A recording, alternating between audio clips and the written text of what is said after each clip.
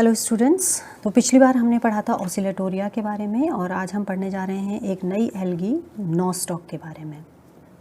It is also a member of group Cyanophyceae. Cyanophyceae का member है, तो अब आप आसानी से बता सकते हैं कि इसके अंदर कौन कौन से पिगमेंट्स प्रेजेंट होंगे। It has C phycocyanin and C फाइकोइरिथ्रिन।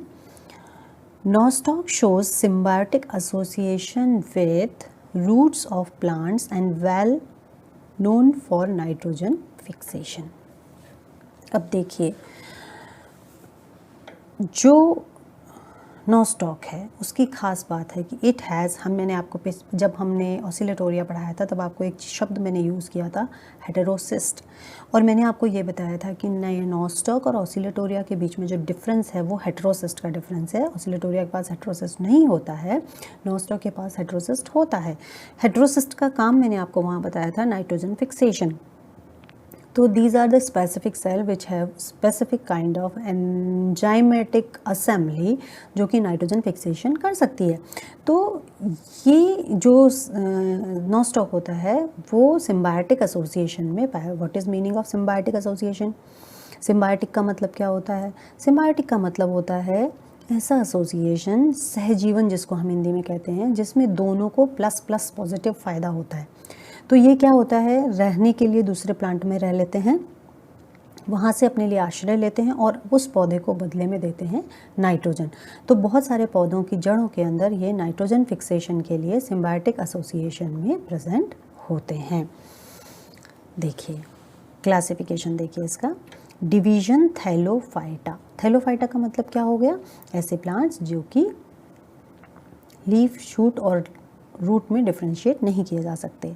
वो दो हो सकते हैं, या तो फंगस हो सकते हैं या वो एल्गी हो सकते हैं। अगर फंगस होंगे तो उनके पास क्लोरोफिल प्रेजेंट नहीं होगा। एल्गी हैं, इसका मतलब उनके पास क्लोरोफिल प्रेजेंट है। हमारा जो नॉस्टॉक है उसके पास क्लोरोफिल प्रेजेंट है, सो हमने इसे किस सब डिवीजन में रखा? Algae. Now class is Cyanophyceae, order is Nostocales, family is Nostocaceae, genus is Nostoc and species is commune. Okay, so this is the classification of nostoc। अब हम पढ़ने जाएंगे occurrence।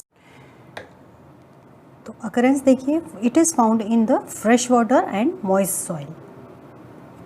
फ्रेश वाटर का meaning क्या होता है? फ्रेश वाटर का meaning है ऐसा वाटर जिसमें कि सॉल्ट की कंसंट्रेशन कम होती है। तो जब हम बायोलॉजिकल वर्ड की बात करते हैं तो दो तरह के वाटर्स होते हैं, fresh water and marine water. Marine water जिसमें सॉल्ट की कंसंट्रेशन बहुत ज़्यादा है, फ्रेश वाटर जिसमें सॉल्ट की कंसंट्रेशन कम है, जैसे well water, river water, pond water, ये सब फ्रेश वाटर कहलाते हैं। और मॉइस्ट सॉइल, इन दो जगहों पर नॉस्टॉक जो है वो प्रेजेंट रहता है। Now some species are endophytic. देखिए वर्ड को समझिए, एंडोफाइटिक मीन्स, एंडो मीन्स अंदर, फाइटिक मतलब प्लांट। प्लांट के अंदर, प्लांट के टिश्यूज़ के अंदर की तरफ भी प्रेजेंट होती हैं कुछ स्पीशीज़, जैसे नॉस्टॉक पंक्टिफॉर्मिस जो कि एंथोसिरोस नाम के ब्रायोफाइट में प्रेजेंट होती है। नॉस्टॉक कम्यून जो कि साइकस, जो कि एक जिम्नोस्पर्म है, इसमें इसकी जो सेल्स होती हैं, रूट सेल्स होती हैं, उनके अंदर प्रेजेंट होती है। आप इस पिक्चर में देख पा रहे हैं नॉस्टॉक की वेरियस स्पीशीज़ का symbiotic association with Anthoceros, Cycas, coralloid roots, lichens and Zamia. ये सिम्बायोटिक एसोसिएशन होता है due to specific efficiency of nitrogen fixation in nostoc.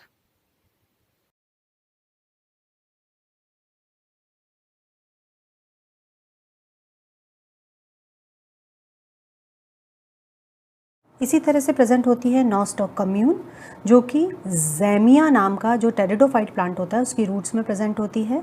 और नॉस्टॉक स्फेरिसिकम, नॉस्टॉक कोलिग्मा, ये सब लाइकेंस में प्रेजेंट होती हैं। तो जो नॉस्टॉक है एक ऐसी स्पीशी है एल्गीज़ की जो कि नाइट्रोजन फिक्सेशन की कैपेसिटी रखती है, और इसी कैपेसिटी के कारण वो बहुत सारे प्लांट्स के जड़ों में एक सिम्बायोटिक एसोसिएशन के साथ रहती है। नेक्स्ट देखिए structure of the colony. Nostoc जो होता है वो कॉलोनीज़ में प्रेजेंट होता है, और उसका जो स्ट्रक्चर है वो कैसा होता है? देखिए, ईच ट्राइकोम और ग्रुप ऑफ द सेल और chain of the cell is enveloped in a gelatinous sheath. Algae की खास बात होती है कि उनके बाहर की तरफ एक म्यूसिलेजिनस शीट होती है। आप हमेशा देखते हैं जब भी कहीं काई जमी होती है तो हम फिसल जाते हैं। वो क्यों फिसल जाते हैं? क्योंकि उसके ऊपर एक जिलेटिनस शीट प्रेजेंट है। तो जो यहाँ भी चेन होती है उसके चारों तरफ एक जिलेटिनस शीट प्रेजेंट होती है and cell are arranged in a moniliform, माला के आकार में, माला की तरह से, जैसे माला में बीड्स लगे हुए होते हैं उस तरह से सेल्स आपस में अरेंज रहती हैं। Trichome is characterised by presence of heterocyst. अब इस तरह के कोई भी ब्लू ग्रीन एल्गी और भी हो सकता है, लेकिन हम किस बेस पे कहेंगे कि नहीं ये नॉस्टॉक का ही ब्लू सैंपल है? क्योंकि इसके अंदर एक प्रेजेंट होगी सेल जिसे हम कहते हैं हेटेरोसिस्ट सेल। ठीक है, तो इस तरह की स्ट्रक्चर नॉस्टॉक की देखने को मिलती है। तो जो नॉस्टॉक होता है it is present in the moniliform, यानी कि माला के आकार की कोशिकाएं हैं। देखिए ये एक इंडिविजुअल सेल है, ये सारी एक इंडिविजुअल सेल हैं जो कि एक दूसरे के साथ कॉलोनी बना करके रह रही हैं। और ये जो कॉलोनी है ये पूरी की पूरी कॉलोनी एक जिलेटिनस शीट के द्वारा घिरी हुई रहती है। हमने आपको बताया कि जो नॉस्टॉक है उसकी एक विशेषता होगी कि उसके अंदर प्रेजेंट होगा heterocyst. So intercalary heterocyst is also present here. और इसी में आप भी आगे पढ़ेंगे काइनेट्स का फॉर्मेशन होता है फॉर रिप्रोडक्शन। हम इसकी अगर एक सेल को बाहर निकालते हैं तो हम इसकी एक सेल को जूम करके अगर देखते हैं तो हमको दिखाई देती हैं ये चीज़ें। जैसे सबसे बाहर की तरफ तो सेल वॉल होगी, द ऑरेंज वन। उसके बाद होगी आपकी सेल मेम्ब्रेन। सेल मेम्ब्रेन के बाद अगर हम अंदर की तरफ जाएं तो वहाँ होगा क्रोमोप्लाज्म, साइनोफाइसिन स्टार्च, क्रोमोप्लाज्म में होंगे क्रोमेटोफोर्स, क्रोमोप्लाज्म में होंगी फोटोसिंथेटिक लैमिली, और जब हम सेंटर की तरफ जाएंगे सेंट्रोप्लाज्म जो कि एक हाइलन शीट की तरह प्रेजेंट होता है, कलरलेस होता है और it has nucleoid, not a nucleus, nucleoid, because it is a prokaryotic kind of cell. इसी तरह से अगर हम देखें तो इस तरह की बहुत सारी जो कॉलोनीज़ हैं वो जब एक साथ मिल जाती हैं तो कई बार वो पूरी कॉलोनी एक म्यूसिलेजिनस शीट से ढकी हुई होती है और इस कॉलोनी को हम कहते हैं नॉस्टॉक बेल। तो ये है नॉस्टॉक का structure. This picture shows the colony of A nostoc. आप देख सकते हैं, अगर आप बाहर से देखेंगे तो इस तरह से कॉलोनी दिखाई देगी जैसा पेट्री डिश में दिखाई दे रहा है। और माइक्रोस्कोप के अंदर अगर हम देखते हैं तो इसमें स्पेसिफिकली आपको हेटेरोसिस्ट अलग से सेल्स में दिखाई देंगी। जैसे मैंने आपको बताया मोनोलिफॉर्म प्रेजेंट होता है, मालाकार होती हैं, और वेजिटेटिव सेल्स हेटेरोसिस्ट के दोनों तरफ एडजेसेंट लगी हुई होती हैं और बाकी पूरी लाइन में वेजिटेटिव सेल्स लगी हुई होती हैं। पूरी की पूरे जो कॉलोनी है वो कवर्ड होती है एक म्यूसिलेजिनस शीट से। तो हम पढ़ेंगे इसकी स्ट्रक्चर को डिटेल में। Cells are spherical and round in shape. Cell wall is mucopolymeric. Protoplast is divided into peripheral colored chromoplast and central colorless centroplasm. The nucleus is called incipient or underdeveloped nucleus or nucleoid. Then chromosomes are present in the center. Next देखिए reproduction. So क्योंकि ये cyanophycin bacterias हैं, cyanophycin algae है तो बहुत ही primitive type के algae हैं। सो sexual reproduction is absent in nostoc. Vegetative reproduction is present और first vegetative reproduction is fragmentation. So जैसा कि आपको बताया है any fragment of trichome can develop a new colony. अगर उस माला में से कोई भी 4 मोती भी अलग निकल जाते हैं, एक मोती भी अलग निकल जाता है तो वो भी अपने आप में एक नई कॉलोनी का फॉर्मेशन कर लेता है. So this is called the fragmentation. Okay. Next one is hormogonia. So what is hormogonia? Due to degradation of intercalary cells, due to fragmentation of vegetative cells, multicellular fragments are formed and these are called the hormogonia. Now each hormogonia can develop a new colony. अब ये कैसे बन रहा है? देखिए ये colony है, इस कॉलोनी में मान लीजिए ये जो द रेड वन, ये सेल डेड हो गई और ये सेल डेड हो गई, तो बीच की सेल जो है उनकी कनेक्टिविटी बाकी की सेल से ख़त्म हो जाती है। तो ये वाला जो पार्ट होता है दिस इज़ कॉल्ड हार्मोगोन। और ये जो हर्मोगोनिया है ये कुछ समय बाद इस क्योंकि यहाँ कनेक्टिविटी ख़त्म हो चुकी है तो ये कुछ समय बाद यहाँ से रिलीज़ होकर के एक न्यू ट्राइकोम का फॉर्मेशन कर देगा. So this is called the vegetative reproduction with the help of hormogonia. Now it also shows asexual reproduction. What is asexual reproduction? Asexual reproduction is the reproduction where no fusion of gamete is present, and generally during asexual reproduction algae tend to produce spores. Okay, so first type of spore is by echinids. आपने reproduction पढ़ा था, वहाँ हमने आपको एकाइनिड्स पढ़ाया था और ये हमने हमें बताया था कि during unfavourable condition some cells of the trichome are transformed into the achainids or the resting body or the resting spore filled with food material and reserves. Okay, conditions बहुत ख़राब हैं. तो कंडीशन जब बहुत ख़राब होती हैं तो जो एल्गी है, नॉस्टॉक की कुछ सेल्स हैं, वो अपने चारों तरफ एक थिक कवरिंग चढ़ा लेती हैं और थिक कवरिंग चढ़ा करके अपने अंदर खाना और सब कुछ स्टोर करके रहती हैं तब तक जब तक कि कंडीशंस फेवरेबल नहीं हो जाएं. तो वो थिक कवर्ड जो राउंड सेल्स होती हैं, these are known as akinetes, a kind of the spores. So it has resistance for cold and डॉट. Okay, during favorable conditions the protoplasm become active and breaks the thick outer wall to form a new trichome. और जब condition सही हो जाती हैं तो protoplasm जो है वो अगेन एक्टिव होता है और अगेन वो थिक आउटर वॉल को ब्रेक करता है और निकल जाते हैं सेल्स और वो बाहर निकल करके एक नए ट्राइकोम का फॉर्मेशन कर देते हैं. यहाँ दिखाया गया है, यहाँ क्या हो रहा है देखिए, कुछ सेल्स हैं, दीज आर नोन एज एकाइनिड्स और इनके ऊपर चारों तरफ थिक कवरिंग्स हैं. पूरी की पूरी हालांकि लेयर जो है वो म्यूसिलेजिनस शीथ में कवर्ड है और ये इनएक्टिव बॉडीज़ हो जाती हैं, ये कुछ नहीं करती हैं, फूड रिजर्व करके बंद रहती हैं.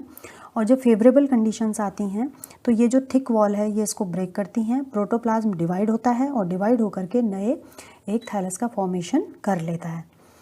तो हमने पढ़ा, रिप्रोडक्शन पढ़ रहे हैं हम, और हमने पढ़ा कि नॉस्टॉक में दो तरह का रिप्रोडक्शन होता है, वेजिटेटिव और एसेक्सुअल रिप्रोडक्शन. वेजिटेटिव रिप्रोडक्शन में हमने दो टाइप पढ़े. हमने पढ़ा with the help of fragmentation, with the help of hormogonia. हम अब पढ़ रहे हैं वेजिटेटिव रिप्रोडक्शन जिसमें हमने पढ़ा first is by akinetes, next one is endospores. अब एंडोस्पोर्स भी लगभग ऐसी ही चीज़ है लेकिन एंडोस्पोर और एकाइनिड में बहुत ही माइन्यूट सा डिफरेंस होता है. देखिए कैसे होता है. Nostoc microscopium, the protoplasm of the heterocyst is regularly divided to form thin-walled endospore. Now endospores liberate due to the disintegration of the heterocyst wall and each endospore has capability to develop a new colony. देखिए खास बात है, यहाँ जो heterocyst बन रहा है, यहाँ जो एंडोस्पोर्म बन रहा है, उसकी खास बात यह है कि वो उस सेल में प्रेजेंट होगा जिस सेल के अंदर हेट्रोसिस्ट है. अब यहाँ देखिए पेरेंटल बॉडी है, इसकी सभी सेल में हेट्रोसिस्ट हो ज़रूरी नहीं है. हेट्रोसिस्ट की पोजीशन होती है, it may be terminal, it may be middle. तो ये देखिए ये हेट्रोसिस्ट वाली सेल है. अब इसके अंदर अगर हम देखते हैं तो यहाँ क्या होता है, हेट्रोसिस्ट के अंदर का जो प्रोटोप्लाज्म है ड्यूरिंग अनफेवरेबल कंडीशन ये अंदर की तरफ ही इकट्ठा हो जाता है, ठीक है, और पोलर नोड्यूल्स का फॉर्मेशन हो जाता है. दोनों तरफ खांच बनती हैं, these are known as polar nodules, इनका निर्माण हो जाता है. ये जो प्रोटोप्लाज्म है ये अंदर ही अंदर डिवाइड होता है, लगातार डिवाइड होता चला जाता है और डिवाइड होने के बाद देखिए ये बना देता है एंडोस्पोर्स. अब जब फेवरेबल कंडीशन आती है तो जो हेट्रोसिस्ट है उसकी वॉल ब्रेक डाउन हो जाती है और उसकी वॉल ब्रेक डाउन होने के बाद जो ईच एंडोस्पोर, ये वाला हर एंडोस्पोर अपने आप में एक तरह से न्यू थैलस का, न्यू ट्राइकोम का फॉर्मेशन कर देता है. तो इस तरह से नॉस्टॉक में रिप्रोडक्शन होता है with the help of endospore. अब देखिए एक और रिप्रोडक्शन का जो मीन है नॉस्टॉक में ख़ास तौर से वो है with the help of heterocyst. हालांकि पहले वाला आपने एंडोस्पोर इसमें पढ़ा. यहाँ भी क्या होता है, in some species of Nostoc, for example Nostoc commune, apical or the intercalary cell enlarged and form node inside inner walls of the opposite pole. ठीक है, अंदर ही अंदर जो उसकी वॉल होती है वो एक नोड का फॉर्मेशन करती है. The upper node is known as the polar node and the lower node is known as the terminal node.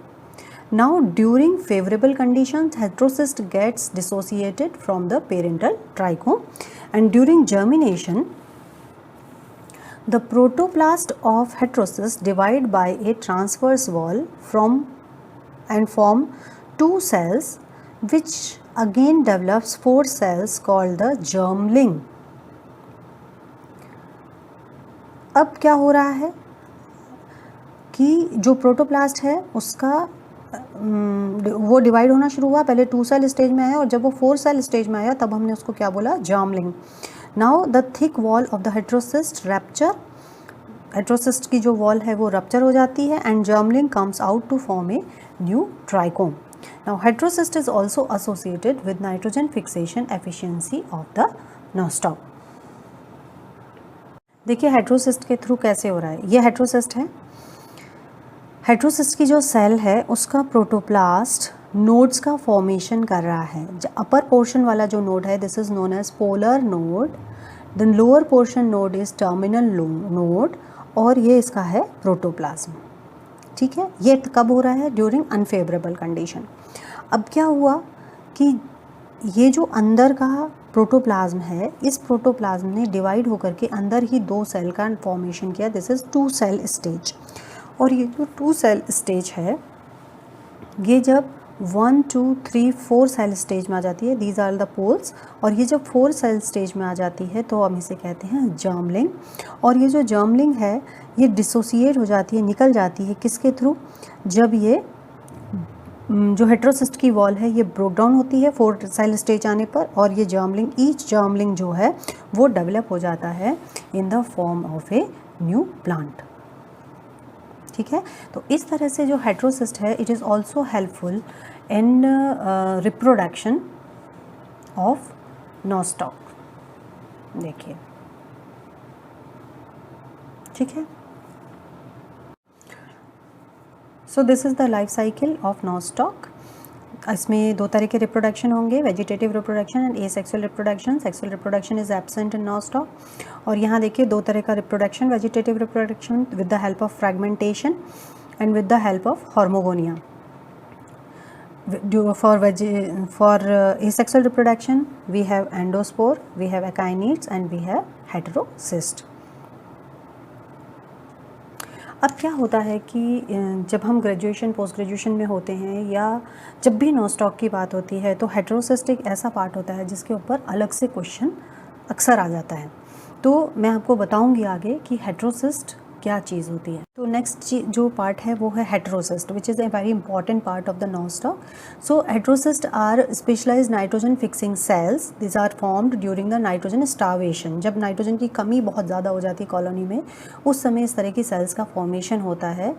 जैसे नोस्टॉक पंक्टिफॉर्मिस, आपका सिलेंड्रा स्पर्मम, स्टेगनेला और एनामीना, ये कुछ स्पीशीज़ हैं एल्गीज़ की जिनके अंदर हेट्रोसिस्ट पाया जाता है. They can fix nitrogen from the die nitrogen in the air using the enzyme nitrogenase. ये आपको याद रखना है, नाइट्रोजिनेज एंजाइम की सहायता से ये नाइट्रोजन का फिक्सेशन करती हैं.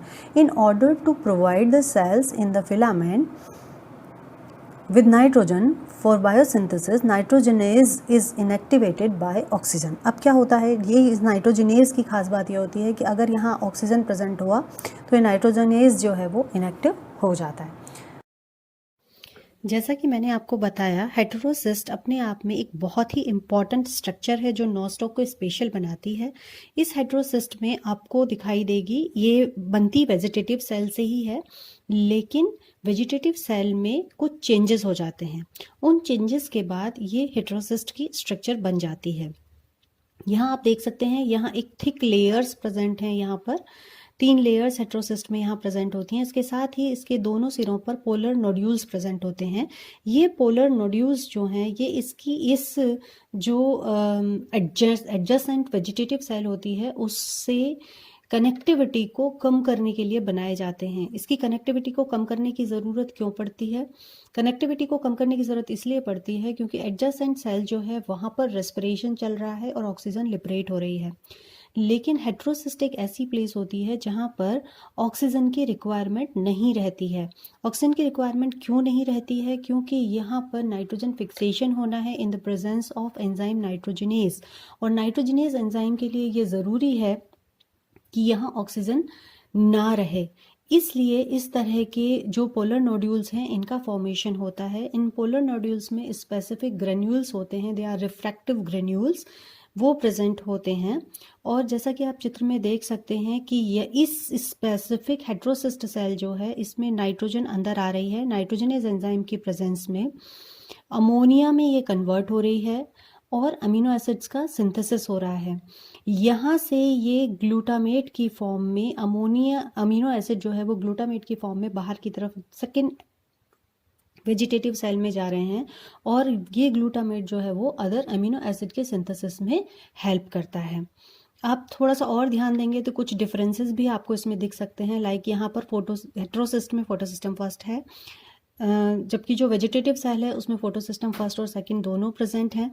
यहाँ पर ग्लाइकोलिसिस हेट्रोसिस्ट में हो रहा है, लेकिन सिट्रिक एसिड साइकिल का पूरा पाथ नहीं है। ईटीएस और ग्लाइकोलिसिस दोनों स्टेप्स यहाँ हो रहे हैं। लेकिन अगर हम वेजिटेटिव सेल देखें तो वहाँ पर ईटीएस, ग्लाइकोलिसिस और क्रेब साइकिल तीनों चल रही हैं। ऐसा इसलिए क्योंकि यहाँ पर हमें ऑक्सीजन लिबरेट नहीं करानी है, इसलिए यहाँ क्रेब साइकिल जो है वो नहीं चलती है। तो जो हेट्रोसिस्ट है उसका फॉर्मेशन होता है वेजिटेटिव सेल से, लेकिन वेजिटेटिव सेल में कुछ स्पेसिफिक क्वालिटीज़ डेवलप कर दी जाती हैं जिससे वो नाइट्रोजन फिक्सेशन कर सके। तो ये है हेट्रोसिस्ट। अब हम डिफरेंसेस देखेंगे between a vegetative cell and a heterocyst. इस टेबल में आपको बहुत आसानी से ये समझ में आएगा कि एक नॉर्मल सेल हेट्रोसिस्ट सेल में कैसे डिफरेंशिएट होती है या उसमें क्या चेंजेस होते हैं। देखिए, साइज में हेट्रोसिस्ट लार्जर साइज की होती है जबकि नॉर्मल सेल छोटी होती है। इसी तरह से जो हेट्रोसिस्ट होता है, अभी आपने डायग्राम में देखा कि इस पर बहुत बड़ी थिक लेयर्स प्रेजेंट होती हैं, लेकिन यहाँ नॉर्मल सेल में ऐसा नहीं होता। इसी तरह से जो पोलर नोड्यूल्स होते हैं वो हेट्रोसिस्ट में प्रेजेंट होंगे, लेकिन नॉर्मल जो सेल्स होती हैं नॉस्टॉक की उनमें इस तरह का कोई पोलर नोड्यूल प्रेजेंट नहीं होता। फोटोसिंथेटिक लैमिला जो हैं वो दोनों में प्रेजेंट होंगे, लेकिन हेट्रोसिस्ट में फाइकोबिलेंस एब्सेंट होते हैं, जबकि नॉर्मल सेल में क्योंकि वहाँ नॉर्मल फोटोसिंथेसिस होना है तो वहाँ वो प्रेजेंट होते हैं। क्लोरोफिल ए जो है वो हेट्रोसिस्ट में नहीं पाया जाता। हेट्रोसिस्ट में ना पाए जाने के कारण, क्लोरोफिल ए की अनुपस्थिति के कारण यहाँ पर फोटोसिंथेसिस भी नहीं होता है।